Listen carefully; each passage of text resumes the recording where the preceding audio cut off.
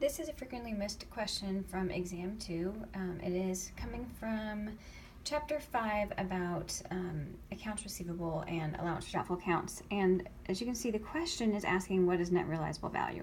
Let me show you first a blank version of this question.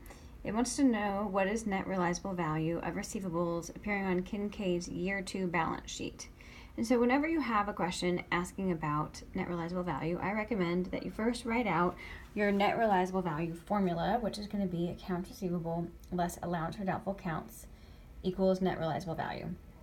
And in this question, they don't just give you accounts receivables ending balance and allowance for doubtful accounts ending balance. Instead, they give you transactions that occurred throughout the year, and you're going to need to calculate what happened to accounts receivable, what happened to allowance for doubtful accounts, so that you can get to the ending balance of each. So you should start with kind of a blank listing of activities that typically occur for accounts receivable and allowance for doubtful accounts. So as you can see here, I've got accounts receivable where we have our beginning balance. We expect that to go up for sales on account.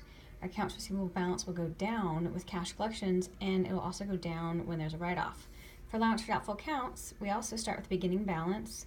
It will go up when there's uncollectible accounts expense adjusting entry, the adjusting entry we make at the end of the year where we estimate the amount we think will be uncollectible. And then it'll also go down when there's a write-off to get us to our ending balance. So we're going to read the question and fill in our account for accounts receivable, allowance for doubtful accounts to get to the ending balance for each, so that we can fill those ending balances into our accounts receivable and our allowance for doubtful accounts and determine our net realizable value. So here, back to the question, it says on January 1st, year 2, Kincaid Company's accounts receivable and allowance for doubtful accounts carried balances of $67,600 and $2,200 respectively, so I entered them there. Then it says during the year, Kincaid reported $173,000 of credit sales. Well, credit sales are sales on an account, and we know that that increases accounts receivable. Then it says they wrote off $1,500 of receivables as uncollectible.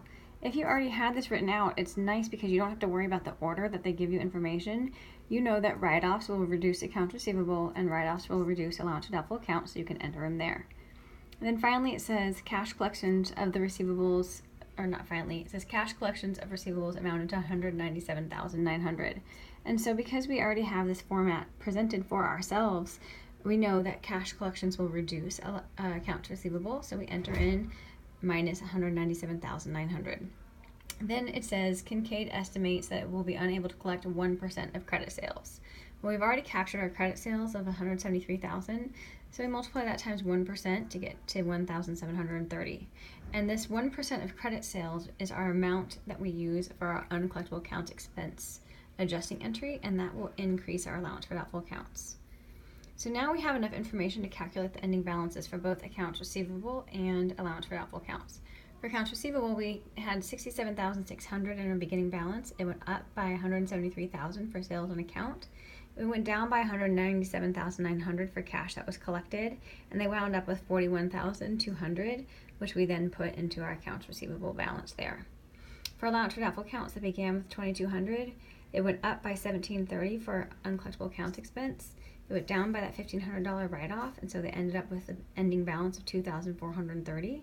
And we know that allowance for doubtful accounts has the effect of reducing net realizable value, which is why we're showing it in parentheses there, and the net realizable value ends at $38,770. So again, I would start this question with kind of this blank slate here, and then you fill in the information that you get it as you get it.